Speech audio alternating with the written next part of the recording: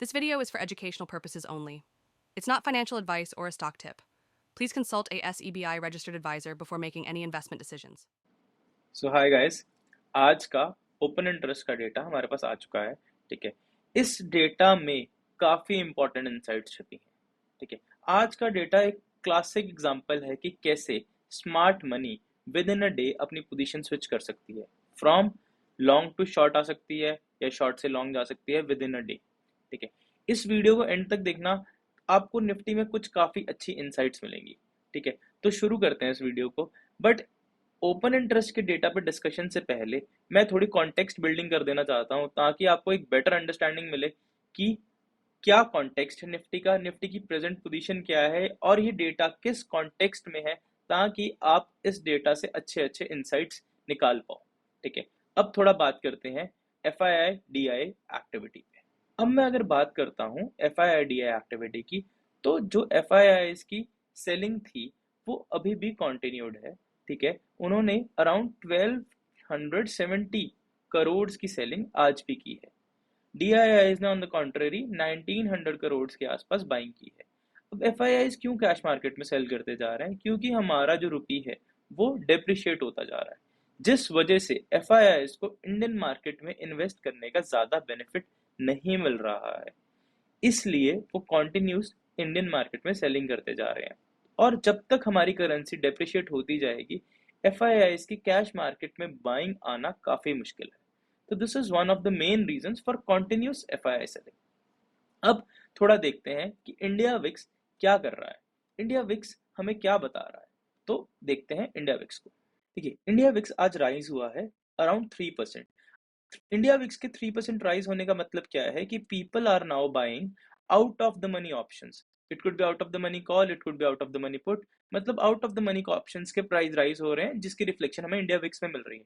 अब out of the money options के prices कब राइज होते हैं? जब कोई ट्रिगर आने वाला होता है। मतलब वॉलेटिलिटी कब राइज होती है? जब कोई ट्रिगर आने वाला है और लोगों को लगता है कि उस ट्रिगर की वजह से एक डायरेक्शनल मूव आ सकता है। It could be in either side. इसलिए लोग क्या करते हैं कि out of the money options को बाय करना शुरू करते हैं, जिसकी रिफ्लेक्शन हमें इंडिया विक्स में मिलती है। तो फेड एक इंपॉर्टेंट ट्रिगर आ रहा है, फेड मीट एक इंपॉर्टेंट ट्रिगर आ रहा है, जिसकी वजह से out of the money options के प्राइसेस इंक्रीज हो रहे हैं, जिसकी वजह से इंडिया विक्स इंक्रीज हो रहा है। तो मतलब इंडिया विक्स का इंक्रीज होना हमें ये बता रहा है कि मार्केट में वॉलेटिलिटी की एक्सपेक्टेशंस बढ़ रही हैं और मार्केट में वॉलेटिलिटी बढ़ रही है। तो ये तो हो गई इंडिया विक्स की बात कि मार्केट में वॉलेटिलिटी बढ़ रही है, जो हमें इंडिया विक्स शो कर रहा है। अब बात करते हैं निफ्टी के चार्ट की, कि निफ्टी के चार्ट हमें क्या इंफॉर्मेशन दे रहा है। अब बात करते हैं निफ्टी के चार्ट की।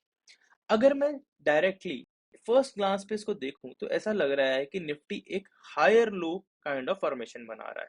ठीक है। एक तो इन्फॉर्मेशन फर्स्ट ग्लांस पे डेली चार्ट से ये मिलती है।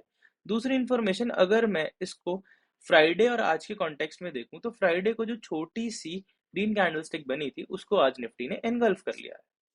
ठीक है, विद रेड कैंडलस्टिक। ठीक है। ये दो इन्फॉर्मेशन मुझे फर्स्ट ग्लांस पे मिल रही है।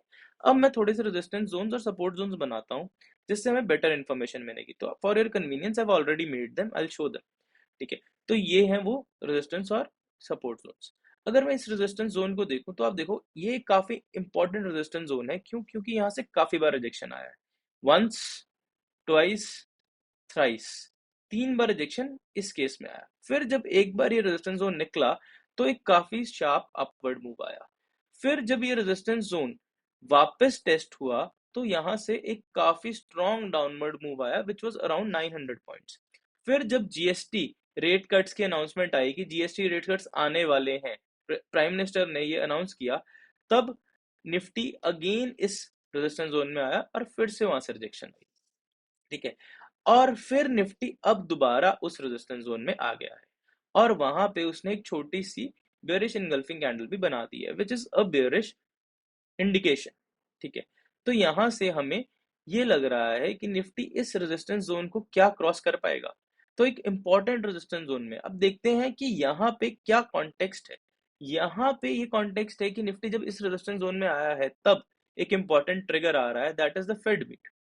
अब फेड मीट में 3 सिनेरियोज की पॉसिबिलिटी है, जिसमें से 0.25% रेट कट का सिनेरियो सबसे ज्यादा लाइकली एक्सपेक्टेड सिनेरियो, जिसपे सबसे ज्यादा कंसेंसस है कि 0.25% का रेट कट आएगा। अब अगर ये 0.25% का रेट कट आता है तो क्या एक्सपेक्टेड है निफ्टी से? तो देखिए, तो निफ्टी से एक्सपेक्टेड है कि अगर 0.25% का रेट कट आता है, ये निफ्टी ने ऑलरेडी फैक्टर इन किया हुआ है, तो हो सकता है थोड़ी सी profit booking and then again up move. ये एक्सपेक्टेड सिनेरियो है अगर 0.25% का रेट कट आता है।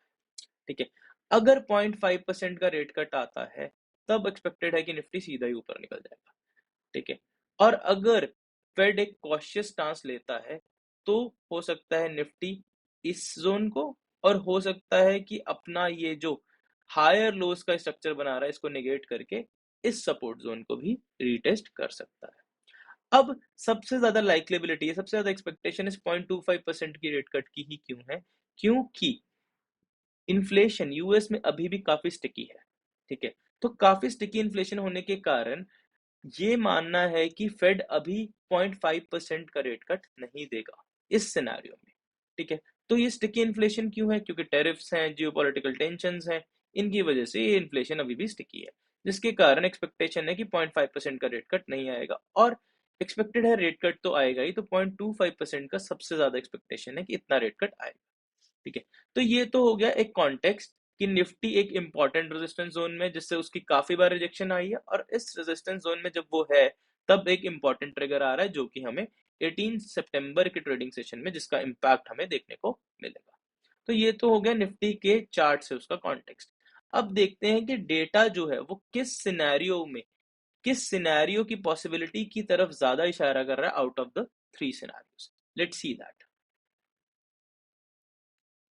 सो अब डेटा पे बात करते हैं। ओपन इंटरेस्ट डेटा पे हमें क्या देखने को मिल रहा है? अगर मैं एफआईआईज की बात करूं तो एफआईआईज के एब्सोल्यूट टर्म्स में अभी भी काफी स्ट्रॉन्ग शॉट है, 1.7 lakh shots on the index future, which is a very significant amount. तो इनकी एक्सपेक्टेशन ऐसा लग रहा है इंडेक्स फ्यूचर से अभी भी डाउनवर्ड्स है। अगर मैं उनकी इंडेक्स कॉल की बात करूं तो इस पे एब्सोल्यूट टर्म्स में उनकी पोजीशन इतनी सिग्निफिकेंट नहीं है, बट अगर मैं सिंगल डे चेंज को देखूं तो काफी सिग्निफिकेंट दिख रहा है कि एक ही दिन में 35,000 शॉट्स उन्होंने ऐड किए हैं इंडेक्स कॉल में।